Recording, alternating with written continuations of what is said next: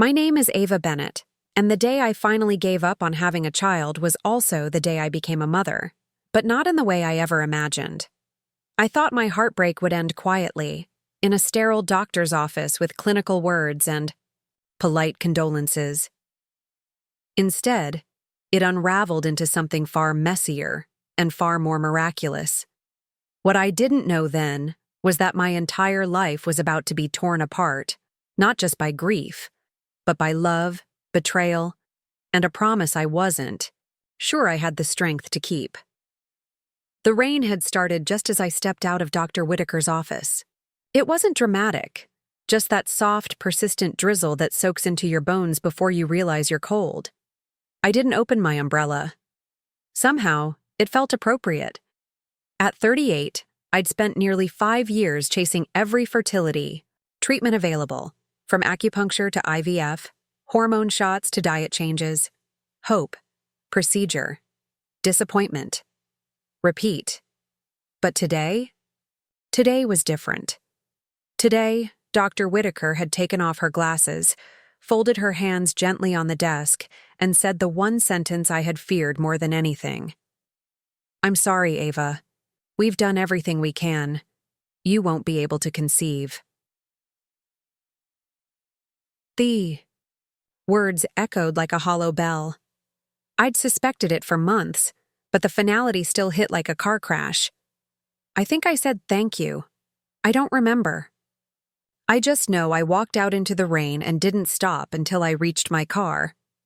I sat behind the wheel, staring at the dashboard, my fingers curled so tightly around the steering wheel that my knuckles had turned white. There was a nursery in our house, painted sage green, with hand-carved animal figurines and a mobile I'd ordered from a boutique in Portland. It had sat untouched for almost a year now. My husband Liam hadn't stepped foot in that room since our last failed round of IVF.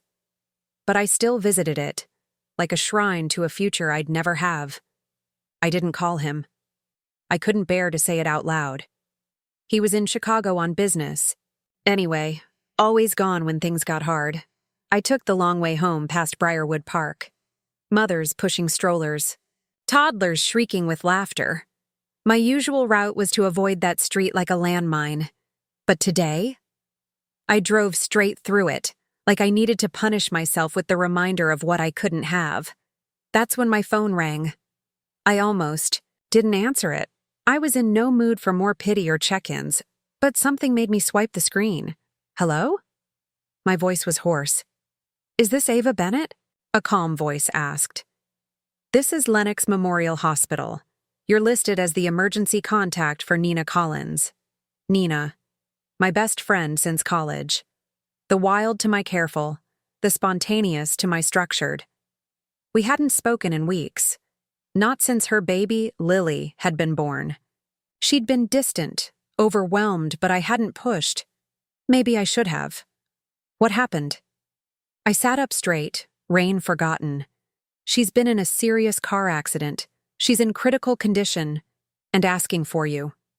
I didn't even hang up properly. I just drove.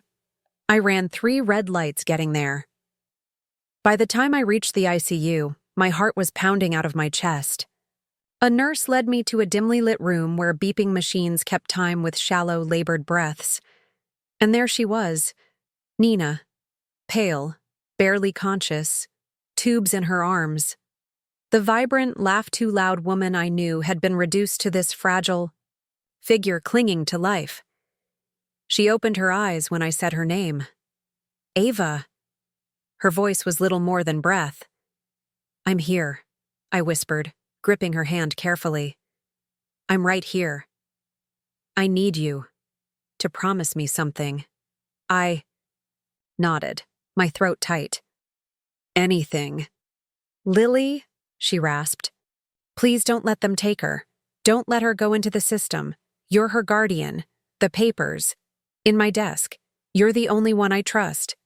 The world tilted on its axis. "Nina, what?" "There's no one else," she whispered, her eyes wet. "My parents disowned me. Her dad, gone. It's you. It was always you. I tried to argue. I wasn't ready. I couldn't. Not without Liam. But looking into her eyes, I couldn't say no. I promise, I said. Her face softened. She's yours now. That was the last thing Nina ever said to me. Minutes later, she was gone. I walked out of that hospital with my best friend's baby and an impossible promise wrapped in a pink blanket. I had no idea what I was walking into. Only that life had just handed me a second chance, and I didn't know if my husband would take it as a gift or treat it like a betrayal. I brought Lily home that night, wrapped in the same pink blanket Nina had once called her lucky star. She was so small, so quiet, just a tiny heartbeat in a world that had suddenly gone silent. My apartment felt foreign, like I was walking into someone else's life. Everything looked the same, but nothing was. The nursery, once meant for a child that never came, was still there. I hadn't had the heart to clear it out. The mobile above the crib still spun slowly in the stale air, catching the light. And as I laid Lily down, her fingers wrapped around mine with a strength that brought tears to my eyes. It was like she already knew, already understood that I needed her just as much as she needed me. I didn't sleep that night. I just sat in the rocker, holding her. My mind raced through questions I didn't have answers for. Diapers, formula, medical records, my job, and Liam. Liam. He wasn't due back from Chicago for another day, but this wasn't a conversation I could have over text, so I called. He picked up on the second ring. Ava, he said, sounding distracted. Hey, I was going to check in with you tonight. How did the appointment go? I hesitated. There's something I need to tell you. By the time I'd finished, explaining the diagnosis, the accident, Nina's last request, and that Lily was now in our home, there was only silence on the line. Then finally, you brought a baby home. Without even talking to me first? She didn't have anyone else, Liam. She made me the legal guardian months ago. I couldn't say no. She was dying. That doesn't make it your responsibility, he snapped. You don't just take someone's baby like it's a stray cat and hope it all works out. The coldness in his voice hit harder than I expected. Lily is not a stray. She's Nina's daughter. She's all that's left. You should have called me, he said flatly. You should have waited. I couldn't wait, I whispered. She needed someone, right now. We'll talk when I get back, he said, but don't do anything else without me. And just like that, he hung up. Before we continue the story, I want to take a moment to connect with you. Yes, you, my incredible viewers. Where are you watching from? Drop your country's flag in the comments below. I'd love to see how far this story travels. And if you're watching this alone, I want you to know something. You are not alone. No matter where you are, I'm right here with you, telling this story beside you. Liam came home the next night. The moment he walked through the door and saw Lily asleep in my arms, his entire body stiffened. His suitcase hit the floor with a dull thud. So it's true, he said. You actually brought her here. She's already here, I said softly, adjusting Lily in my arms, and she needs us. He looked at me like he didn't recognize me at all. This isn't a rescue mission, Ava. This is our life. You made a life-altering decision without even asking me. Do you know how insane that is? What choice did I have? I kept my voice calm, not for him, but for the baby sleeping against my chest. She has no one else. I made a promise. And I didn't, he said, his jaw tight. I never agreed to this. We've spent years trying to have our own child, and the day you find out you can't, you replace that grief with someone else's. Baby? Is that really what this is about? His words felt like a slap. I didn't replace anything, I said, standing now, my voice low. I responded to a tragedy. I did what I thought was right. No, he said, voice rising. You did what you wanted. Lily stirred, whimpering from the noise, and I instinctively turned to soothe her. He watched me for a moment, his expression unreadable. That's the home office, by the way. Not anymore, I said without turning around. That night, we barely spoke. The next morning, his parents showed up unannounced. I knew it the second I heard the clipped knock and saw Margaret and Charles standing at my door like royalty paying a visit to the help. This is the child? Margaret asked, peering at Lily with a mix of confusion and something close to contempt. She looks small. She's 3 months old, I replied, biting back every sharp word that bubbled up. Margaret didn't wait for permission. She walked right in. We've spoken to Liam, she said. He told us everything. And while this situation is, of course, tragic, it's also inappropriate. You had no right bringing a child into this marriage without mutual consent. She's not a contract, I said sharply. She's a baby. A grieving baby. There are procedures for this, Charles added. Legal paths, social workers. You're not the only one who could have taken her. I was the only one. Nina had no family. She made me her daughter's guardian for a reason. Margaret's lips thinned. Then maybe it's time you find a place more suited for single motherhood. I stared at her, then at Liam, who hadn't said a word. You agree with this? I asked. I think we need space, he said, to figure things out. My parents offered the lake house. You can stay there while we sort through everything. I laughed, bitter and breathless. You're kicking me out. No one's kicking you out, Margaret said with faux concern. We're helping you transition. That was the moment I realized something heartbreaking. The man I had built a life with had already made his choice. And it wasn't me. And it sure as hell wasn't Lily. So I packed clothes, bottles, diapers, Lily's soft blue bunny. When I reached the door, I turned back. She lost everything 3 days ago, I said. Her mother, her home, her entire world. And you want me to make her lose me too? I made a promise. And if that means I lose everything else, so be it. I drove away with Lily asleep in the back seat, not knowing where we were going, just that we were leaving behind people who couldn't see the miracle right in front of them. We landed in Jenna's guest room that night. 1 crib, 1 suitcase, and a pile of unanswered questions. But for the first time in years, I didn't feel empty. I felt like I was exactly where I was supposed to be. 3 weeks passed. It's strange how quickly chaos can become routine. I was learning how to warm bottles in the dark, how to function on 2 hours of sleep, and how to rock Lily just right so she wouldn't wake up the second I set her down.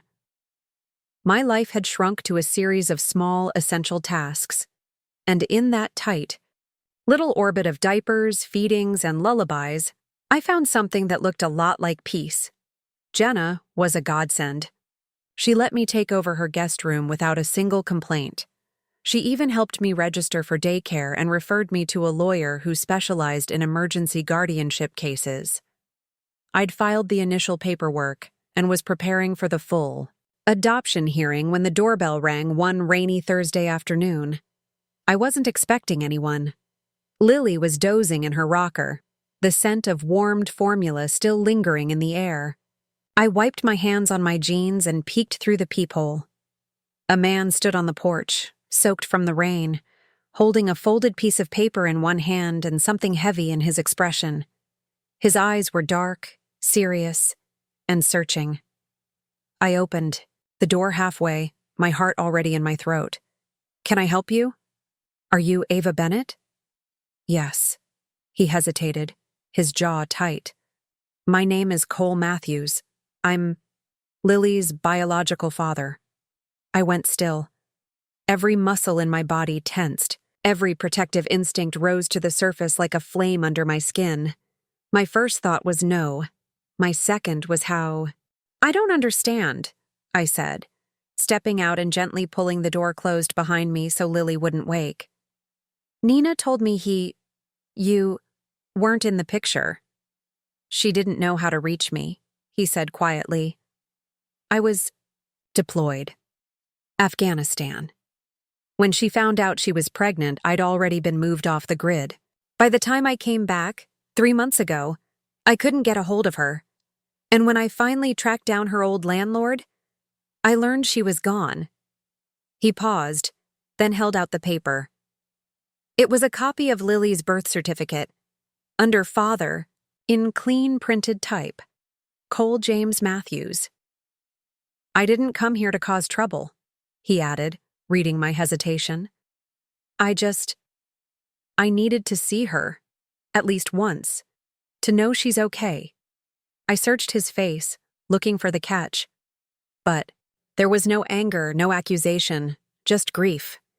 And something else I wasn't prepared for, longing.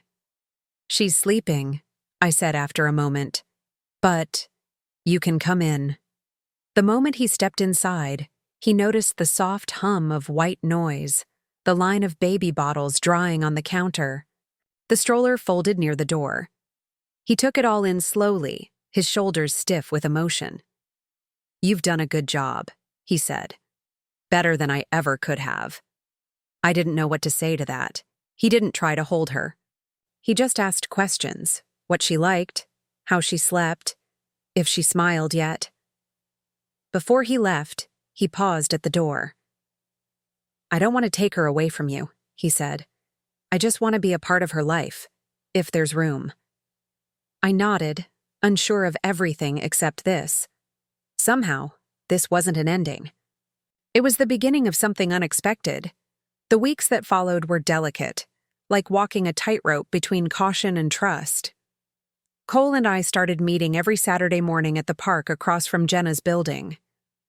At first, it was just the three of us, me, Cole, and Lily, tucked into her stroller in her favorite yellow duck onesie, wide-eyed and curious. Cole was patient. He never pushed. He'd sit beside us on the bench, asking about Lily's habits, her milestones, her favorite lullabies. He remembered every detail. Sometimes he brought small gifts, a handmade rattle from a local artisan, a board book about butterflies. Once, he brought a stuffed elephant that Lily immediately took to, clutching it with both arms and drooling, all over its ear. I caught the look on his face when he saw her with it. Awe, maybe. Or guilt. Maybe both. It was hard not to soften toward him. He wasn't what I expected. Not reckless or selfish. He was grounded, kind. And he showed up, consistently, without fail. Unlike Liam, who'd walked away when things got hard, Cole leaned in. He never once tried to assert rights or question my role. He always said the same thing. You're her mother. I just want to know her. And that, more than anything, earned my trust. We started talking outside the park visits, brief texts about Lily's teething, photos of her covered in sweet potato, little victories that I hadn't expected to share with anyone. One night after Lily's first laugh, clear, bright, and unprompted, I found myself dialing his number without even thinking. She laughed, I said when he picked up. There was a pause. Then his voice, low and warm. What did it sound? Like? Like the world cracking open, I whispered. The adoption hearing was scheduled for late April. My attorney explained that, because Cole had been located, we'd need his consent to finalize the paperwork. The old fear returned, that he might change his mind, that he'd decide he wanted full custody after all. But when I told him, Cole didn't even blink. I'll sign whatever you need, he said. You're the mother she knows. You always will be. The hearing was brief, but emotional. The judge asked routine questions, reviewed the guardianship documentation, and then turned to Cole. You are listed as the biological father. Do you consent to this adoption? I do, he said without hesitation. Then added, and I'd like to remain in her life, with Ava's permission if that's possible. The judge nodded. That sounds like a beautiful arrangement. And just like that, it was done. Afterward, we took Lily for ice cream to celebrate. Not that she could eat much, but she smeared a tiny spoonful of vanilla across her face with such glee that it felt like the perfect ending, or maybe a new beginning. That night, I sat on the balcony of the small apartment I'd just signed the lease on, our first real home since leaving Liam. Lily was asleep inside, clutching her elephant. The city buzzed below, but for once, I felt still. Cole stepped outside, 2 mugs of tea in his hands. He handed me one and leaned against the railing beside me. "You ever think," he said quietly, "how none of this was supposed to happen?" "All the time," I said. He nodded. "And yet somehow, it feels like exactly what was meant to be." I looked at him then, not as Lily's biological father, not as some piece of the past, but as someone who had become a steady, unexpected part of my present. Of our present.